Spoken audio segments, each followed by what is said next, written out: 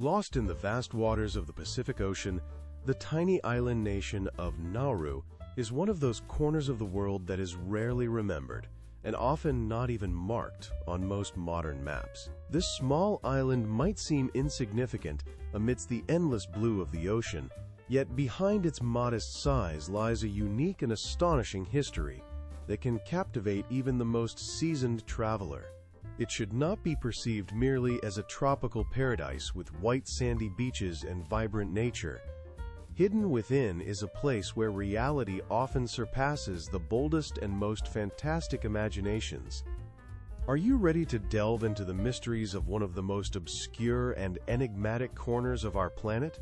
Then stay with us, for ahead lie fascinating discoveries and unexpected facts that reveal the true essence of this remarkable place. Imagine the image of a police chief who dreams of a Lamborghini, a luxurious and fast car, a symbol of wealth and success. Yet at the same time, he discovers that he is too large to fit into such a vehicle. This vivid and slightly ironic image perfectly reflects the range of contradictions present on this enigmatic island. Nauru is a place where wealth and health sometimes go hand in hand, and at other times are in acute conflict. An interesting fact about this island: the word Nauru translates to laughter in Finnish. This ironic parallel suits a place filled with contradictions, from poverty and corruption to open refugee camps. Nauru is a country that constantly challenges all our expectations, being a true paradox. This tiny island, lost in the boundless blue of the Pacific Ocean, is like a small dot on the globe, located more than 300 kilometers from its nearest neighbor, the island of Banaba, which is part of Kiribati. To reach the nearest continent, one must cross thousands of kilometers of open ocean. The nearest major city, Brisbane, located in Australia, is almost 3,000 kilometers away from this island, which amounts to more than 5 hours of continuous flight. And the island of Oahu in Hawaii, located on the other side of the Pacific, is over 4,000 kilometers away, further emphasizing the isolation of this tiny corner of the Earth. In such a position, surrounded by the vast waters of the ocean, Nauru finds itself in complete solitude, like a forgotten dot on the map, cut off from the rest of the world, and living in its own rhythm. This isolation creates a unique atmosphere where rare beauty and harsh reality coexist, and every event takes on special significance. For the opportunity to see something new or hear a story about Nauru is already a true adventure. About 3,000 kilometers from Nauru lies this mysterious and remote corner of the globe, a small island that few know or have heard of. Its isolation is felt not only geographically, where nothing interrupts its boundaries except endless coral reefs and an interior landscape hidden beneath a layer of tropical greenery. This extreme remoteness creates a special sense of detachment that extends beyond physical space and permeates the emotional sphere of those who venture here. Nauru is a place sought by few, as reaching it is no easy task. The entire island is surrounded by coral reefs, forming a natural barrier, and its internal landscape is rugged and unpredictable, making the journey here a true adventure, requiring determination, curiosity, and resilience from the seeker of new horizons. However, it is this isolation that makes Nauru unique and alluring. Its untouched natural environment has fostered a rich biodiversity that is hard to find elsewhere on the planet. This ecological oasis, seemingly hidden in the depths of the Pacific Ocean, has remained relatively free from the large-scale interventions of modern civilization. The deep and mysterious coral reefs surrounding the island create a mesmerizing underwater world, where every diver can feel the touch of the unknown. In the depths, time seems to stop, and nature reigns supreme, free and unyielding. This is a special ecosystem rarely seen firsthand, as if hidden from the eyes of most travelers. Everything here is filled with a mysterious atmosphere that continues to allure and captivate even the most seasoned adventurers. For it is in this secluded corner that a unique nature and way of life have been preserved, disappearing in many parts of the world. Despite its modest size, Nauru is a living, breathing organism, where nature remains wild and life vibrant and rich. The island itself seems forgotten by time, as if wrapped in a veil of oblivion, and its history continues to unfold in silence and tranquility.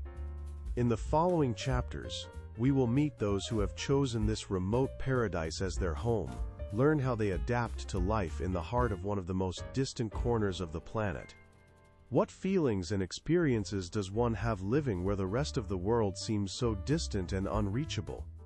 What does it mean to live in a place where time seems to have stopped, and nature holds sway over everything around? Nauru is a tiny nation located in the Pacific Ocean, covering only about 21 square kilometers, making it the third smallest country in the world after Vatican City and Monaco, which are significantly smaller in scale. Imagine a country so small that its territory is smaller than most urban districts in bustling metropolises. You can drive around the entire island in just 30 minutes, which seems incredible, as if everything is literally within arm's reach. Even more astonishing is that the map shows no major settlements, only individual buildings, highlighting a unique lifestyle based on compactness and a close connection with nature. On this remote island, the infrastructure is also notably modest. Roads mainly run along the coast, forming a ring about 30 kilometers long, and paved roads create a closed system that connects the island's main points. The most unusual detail is the single runway located on the island of Gu, one of Nauru'S satellites. When a plane lands or takes off, all cars and planes must stop and wait, as if at a railroad crossing in distant countries. This creates a sense of special caution and respect for the environment, as the infrastructure here is modest and does not imply. When this tiny island once represented a living example of an idyllic paradise, thriving in harmony and tranquility, its small expanses were inhabited by a small but cohesive indigenous community that had preserved its traditions and way of life, closely linked to nature for centuries. Their days were spent fishing, farming, and performing rituals passed down through generations, creating a unique and self-sufficient culture woven into the fabric of this Pacific corner. However, all this changed in an instant when Europeans arrived on the scene, bringing with them new ideas, technologies, and unfortunately, destructive elements: alcohol, tobacco, and firearms. The first contacts with Europeans were accompanied by the exchange of goods. They brought new items, but along with them, destructive habits that disrupted the peaceful way of life of the locals. Soon the situation spiraled out of control, and by the 1870s, a real tragedy began on the island, a civil war caused by alcohol-fueled quarrels and internal conflicts, lasting almost 10 years. This brutal struggle for power and resources led to a reduction in the population by nearly a third, leaving behind destruction and desolation. In 1888, Nauru came under the control of the German Empire, which established colonial rule here. This period marked a new stage in the island's history, when local traditions were suppressed, replaced by German laws and culture. However, despite external suppression, the island harbored enormous wealth. Phosphate deposits discovered in the early 20th century.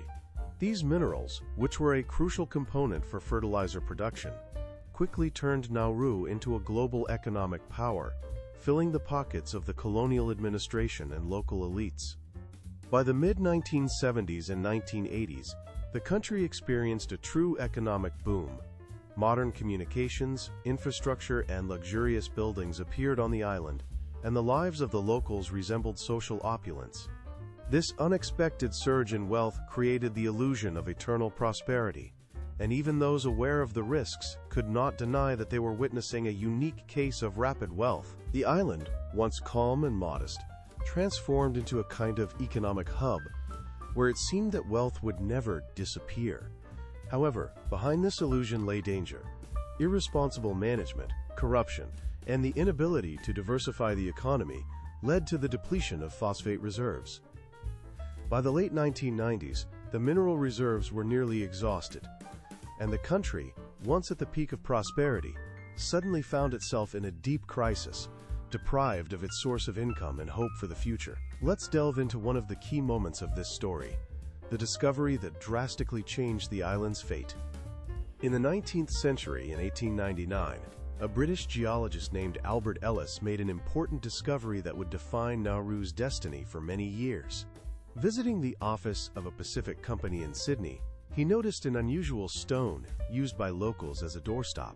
This stone turned out to be rich in phosphate minerals, essential for fertilizer production. This discovery instantly put the little-known island on the world map, as its wealth became apparent to the entire civilized world. Soon after, within a few years, Nauru transformed from a quiet, lost corner of the Pacific Ocean into a strategic and economic center, attracting the attention of colonial powers and international companies. The wealth hidden beneath this tiny island promised millions and billions of dollars, and many were ready to fight for control over its resources. This period marked the beginning of a new chapter in Nauru's history, an era of rapid and often reckless economic growth. The history of Nauru is an astonishing yet tragic example of how the wealth of natural resources can lead to the rapid rise and equally swift fall of a country. It all began with the discovery of rich phosphate deposits on the island, which became a source of enormous income and global recognition. In the following decades, the scale of phosphate mining expanded significantly, covering more than 80% of the territory of this small island. The riches buried in the depths allowed for the development of agriculture and the economy on a global scale, turning Nauru into one of the key players on the world stage related to phosphate mining and export. However, behind this rapid economic fame lay a heavy price. The island's landscape was practically disfigured, its natural beauty destroyed, and the fertility of the land exhausted. Uncontrolled mining led to most of the natural resources being nearly depleted, with the rest of the landscape covered in ruins and barren areas, unable to support life. When Nauru gained independence in 1960, it took control of its phosphate wealth. At that moment, a special financial institution was created, the Nauru Phosphate Royalties Trust, located on the island of Uru. This trust became a tool for managing mining revenues and a means of accumulating the country's wealth. For a short time, just a few years, this tiny island became the richest country in the world in terms of per capita income. Over $1 billion was amassed thanks to phosphate mining. Money flowed in, and it seemed that the country's future knew no bounds, that everything one dreamed of was achievable. The story of this wealth, this rise and fall, is truly astonishing, and it raises the question, what would you do with such wealth? What opportunities does it open up for development? Share your thoughts as you reflect on the fate of this island. Nauru briefly became a symbol of prosperity and wealth, as unexpected revenues from phosphate mining afforded many of its residents a luxurious lifestyle. The government spared no expense.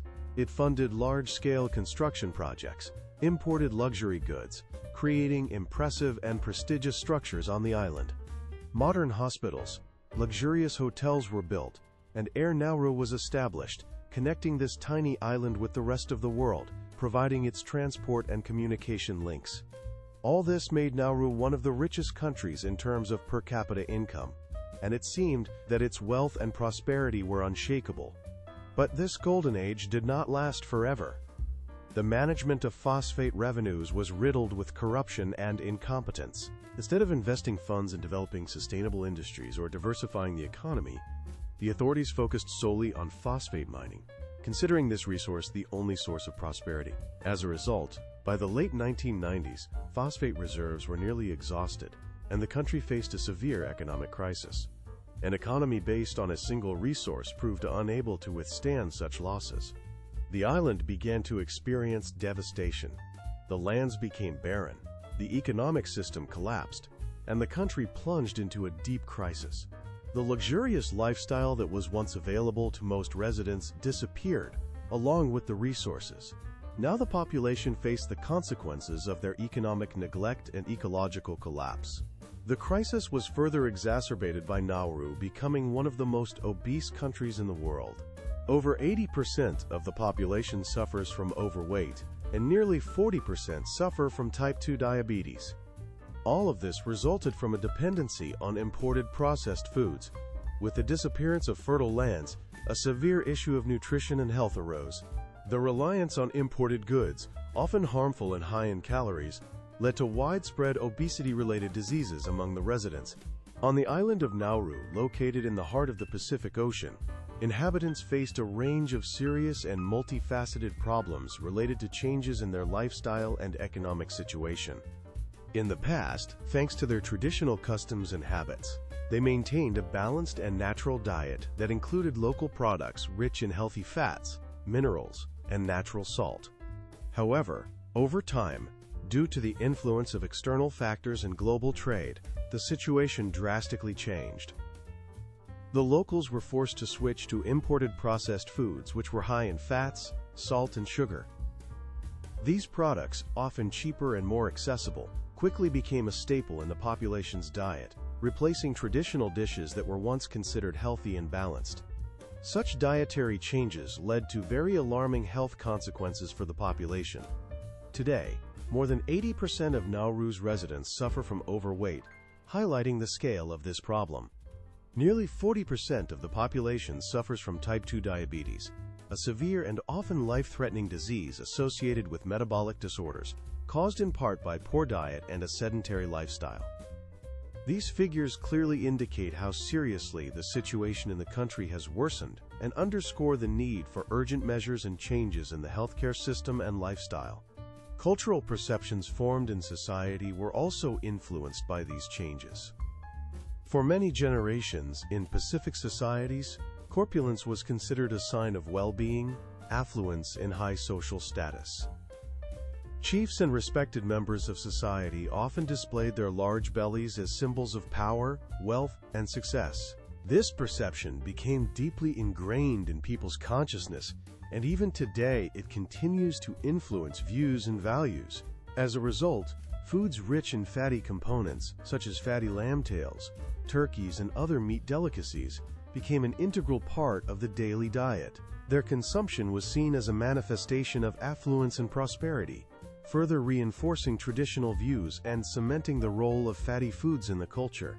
Attempts by some other Pacific region countries to change the situation and ban the import of harmful products, such as fatty meats and processed delicacies, met strong resistance from larger and more influential trading partners. For example, in the case of Samoa, attempts to restrict the import of such goods encountered resistance due to threats of exclusion from trade agreements and sanctions. Nauru, with even less influence on the international stage, found itself in an especially vulnerable position. The country was practically unable to withstand pressures, and was forced to accept terms that were disadvantageous and restrictive. As a result, the state was compelled to agree to agreements that not only did not improve the health of the population, but further exacerbated its economic situation. Under these conditions, the so-called thrifty gene hypothesis spread actively in the country. According to it, the ancestors of the Pacific people developed the ability to efficiently store fat during periods of food scarcity to survive times of famine. This genetic trait, combined with the modern abundance of processed foods and a sedentary lifestyle, contributes to the emergence of obesity epidemics and related diseases. Public health issues in Nauru are not limited to obesity. The country ranks first in the world in tobacco consumption, which, along with excess weight, increases the burden on the healthcare system. Smoking not only deteriorates the population's health, reducing life expectancy, but also increases the risk of cardiovascular diseases, cancer, and other serious ailments. As a result, the country faces a dual threat. On one hand, the depletion of natural resources, phosphate reserves that are almost exhausted, and on the other, the destruction of an economy that heavily depends on external sources of income. In an attempt to find new paths for survival and development, Nauru has taken controversial steps. Nauru is a small island nation inhabited by only a few thousand people, yet it demonstrates remarkable efficiency in organizing its internal life and security. This fact clearly shows that for the successful functioning of a state, it is not necessary to have a large and prosperous center or a capital surrounded by numerous infrastructure facilities. In this case, Even with very limited resources, the country has managed to build a system that works without a centralized city, which is an equally important and instructive example for other small states. As for defense, Nauru made a rather unusual decision for a small island nation to completely forego creating its own army. Unlike many countries with armed forces, tanks, military bases, and large military structures, Nauru chose to delegate its security matters to other nations. As a result, there are no armed forces or large military facilities on the island. Instead, the country entered into a long-term agreement with neighboring Australia, which took on the responsibility for the defense and security of this Pacific nation. This decision proved to be quite rational, considering that with a population of less than 3,000 people, maintaining its own army would be economically unfeasible and technically challenging. The agreement with Australia has been in effect for many decades, allowing Nauru to focus its limited resources on addressing internal issues that are truly important for the country's well-being. The ability to delegate security matters makes it possible to invest funds and efforts in the development of areas such as education, healthcare, infrastructure, and internal order. Internal security on the island is maintained by a small but effective police force that ensures law and order and maintains peace among the residents. This approach to defense, relying on an ally, is not a unique phenomenon. In the Pacific region, similar agreements are practiced by other island nations, such as Tuvalu and the Marshall Islands, which also entrust their security to larger and more developed countries in the region. Given the islands, remote locations, and small populations, this partnership approach to defense becomes particularly justified. It allows small states to focus their resources on developing their own territories without the need to spend vast sums on maintaining armies and military infrastructure. As a result, these countries can more effectively utilize their limited capabilities by concentrating on internal affairs, which is especially important in conditions of isolation and limited resources. Nauru's security strategy demonstrates its flexibility and pragmatism, as well as reflects the complex realities the country faces due to geographical remoteness, limited resources, and a complex history. This example shows that even a small and remote state can find unconventional and effective ways to ensure its security and sustainable development. Nauru is considered one of the smallest and most remote countries on the planet. This country is a true paradox. On one hand, it possesses unique natural beauty and rich nature, attracting with its extraordinary appeal. On the other hand, it is in complete isolation, which significantly complicates access to it and the development of its tourism potential. Located in the vastness of the Pacific Ocean, its geographical remoteness makes it one of the most inaccessible places for travelers. Annually, just over 200 tourists visit here, a very small number, especially compared to the popularity of destinations like Hawaii or the Maldives, where millions of travelers from around the world flock each year to enjoy their natural beauty and comfort. Located approximately 3,000 kilometers from mainland Australia, Nauru is surrounded by the waters of the Pacific Ocean and holds a unique place on the world map. Despite its tiny territory and minimal tourist traffic, this country remains a unique and captivating corner of the planet, stunning with its natural beauty and cultural richness. This position, along with limited infrastructure and remoteness, makes Nauru one of the least known and least visited countries on Earth, which in turn creates certain challenges for the development of tourism and the economy as a whole.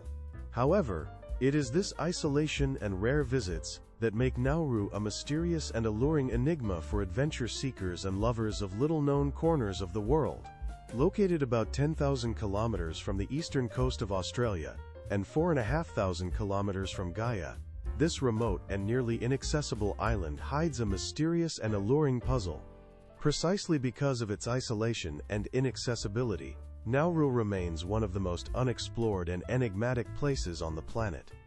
This island, possessing exceptional uniqueness, attracts with its rarity and unparalleled natural beauty, yet due to its remoteness, it remains largely out of sight for most travelers. Only a few flights pass through the air, and the only carrier operating flights to this island is an airline called Nauru Airlines. Its routes are irregular and connect Nauru with several countries in Oceania, and of course, with Australia. The cost of tickets for these flights is often high, making the journey to the island an expensive and unlikely pleasure for most tourists. Moreover, a significant obstacle for those wishing to visit Nauru is the complex and convoluted visa procedure. It is considered one of the most difficult in the world. Applicants have to deal with lengthy and demanding bureaucratic procedures that can drag on for weeks. The entire process requires constant interaction with government officials and the completion of numerous formalities. For those who dream of visiting this remote island, a considerable number of logistical and administrative hurdles must be overcome, from finding a suitable airline to obtaining the long-awaited visa.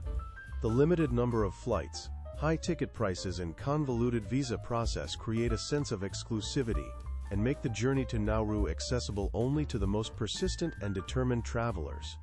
This is what maintains the aura of rarity and special allure, turning the island into a true trophy for those willing to overcome all difficulties to achieve their dream. The island's isolation, on one hand, adds a special mystery to it, and on the other, enhances its appeal. It is precisely due to its remoteness and isolation that Nauru has become one of the most memorable and sparsely populated places on Earth. This island, with its rugged coastline and pristine natural beauty, represents a rare and exceptional destination for those seeking true silence and solitude. However, the journey here is not easy. The government of Nauru has imposed strict restrictions on visitors, especially for international media representatives. Journalists must undergo lengthy and complex procedures to obtain a special media visa, often accompanied by additional fees and thorough scrutiny by government agencies. In most cases, the use of filming equipment, including drones, is prohibited or confiscated, significantly limiting the ability to document experiences without official permission. This level of seclusion only enhances the island's mystery, making it one of the most underreported and hidden corners of the planet in global media. Nevertheless, for those who manage to overcome these obstacles and reach Nauru, the reward is a unique experience. The isolation and lack of mass tourism have contributed to the preservation of the natural landscapes and cultural heritage of this place. The rocks, washed by the quiet ocean waves and coral reefs, offer a rare opportunity to touch the pristine nature of the Pacific Ocean, as it was before the incursions of modern civilization. The population of this island is only about 10,000 people, making it one of the least populated and secluded places on Earth, preserving its unique atmosphere and natural purity. On the island, where just over 3,000 people live, the culture is preserved in its original purity and is unaffected by mass tourism. The residents of this small island nation have managed to maintain a unique way of life, which is becoming increasingly rare in the modern world, immersed in the fast pace of globalization and upheaval. Visiting this place is like stepping into a closed, almost forgotten corner of the Earth, where one can touch the culture and nature that have long been accessible only to a select few. Nauru is not just an island. It is a unique corner where time seems to stand still, and everyone who comes here feels as if they have entered another reality, far from the hustle and bustle of modern metropolises. Despite its natural beauty and wealth, Nauru remains a mystery to most of the global audience. This is due to the strict control over information maintained by the government. Until recently, the country remained in the shadows, little known to the general public, which only added to its aura of mystery. In recent years, the situation has changed due to an agreement with Australia, under which Nauru became an offshore center for processing asylum requests. This practice has sparked criticism from human rights organizations and international media, as it is associated with issues of migration policy and human rights.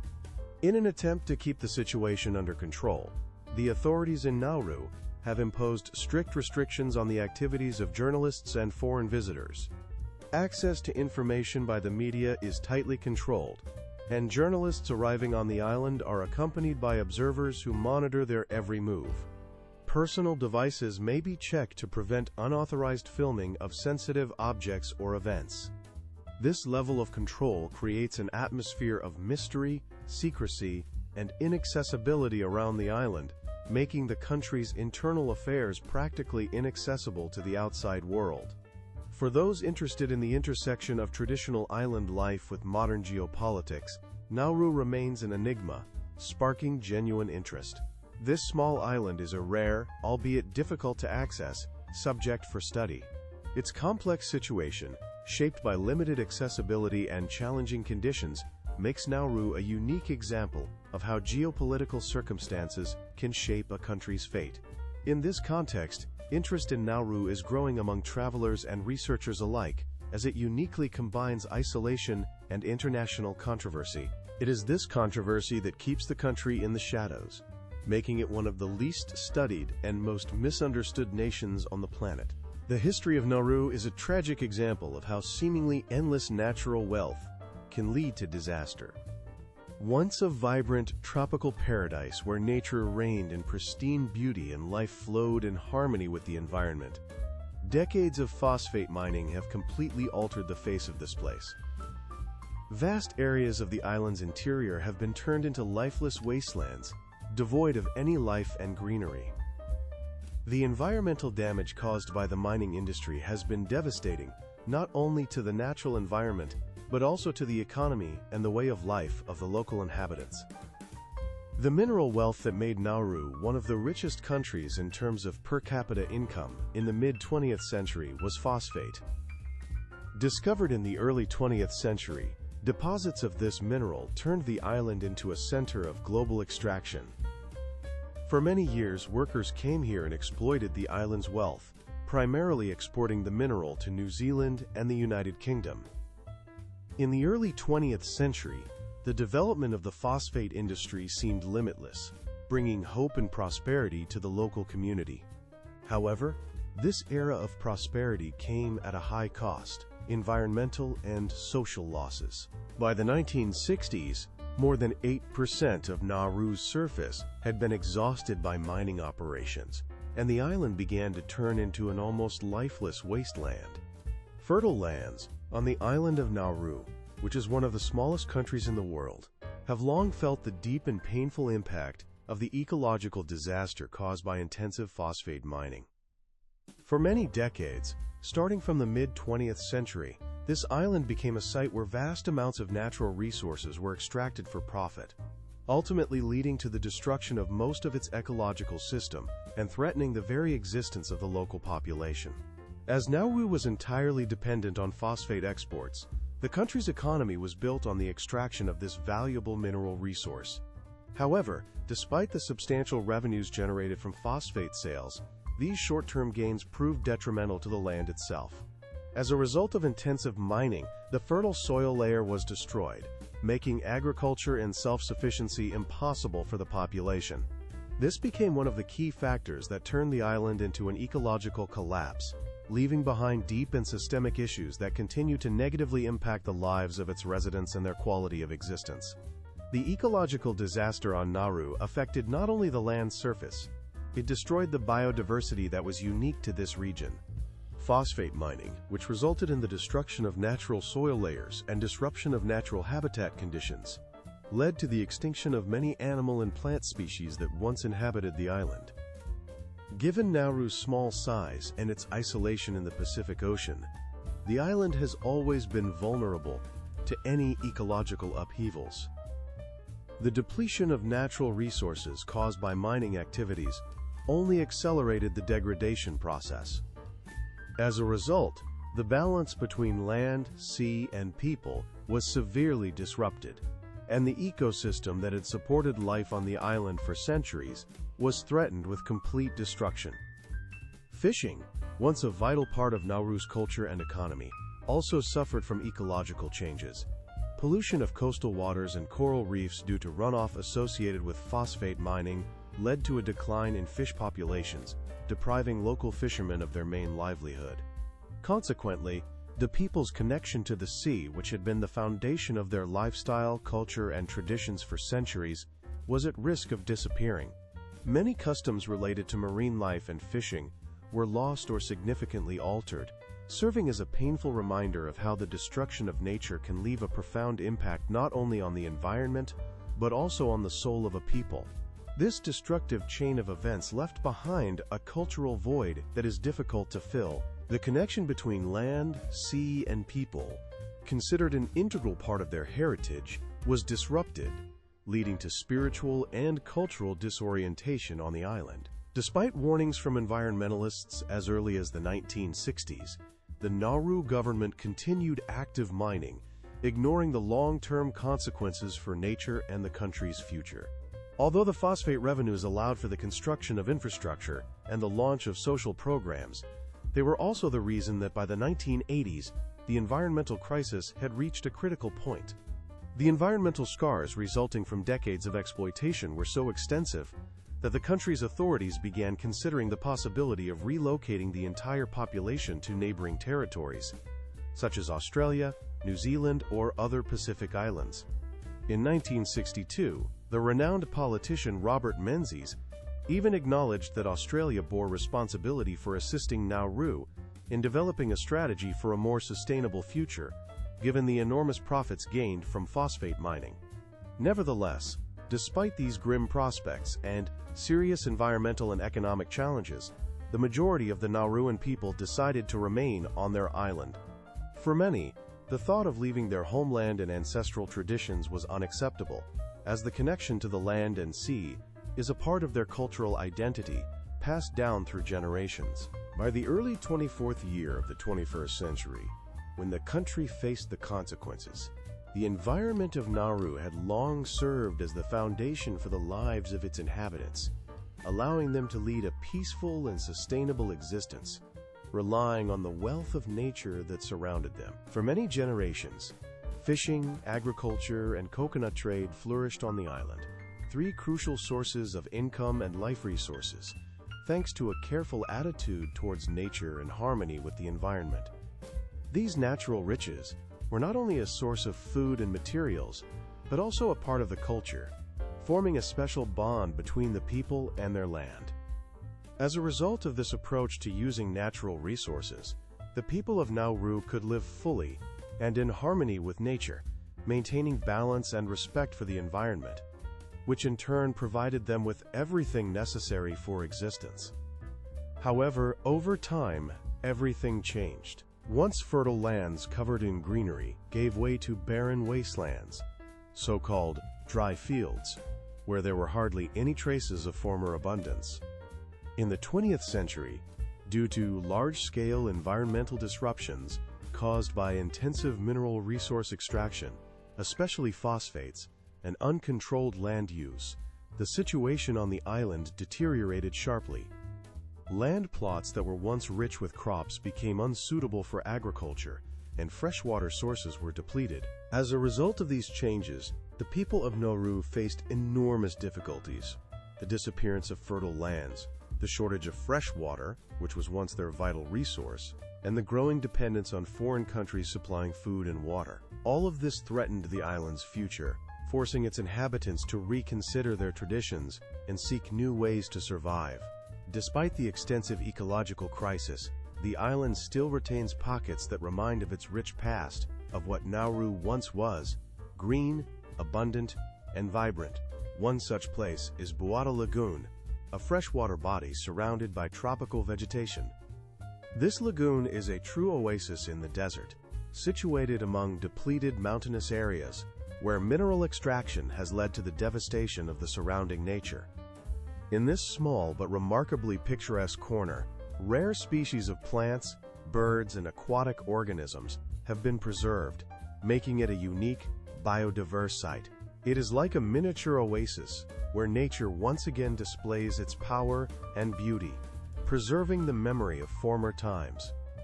For those who visit this place, Buata Lagoon becomes a symbol of hope for the island's ecological restoration, a reminder of its rich nature and the possibility of revival.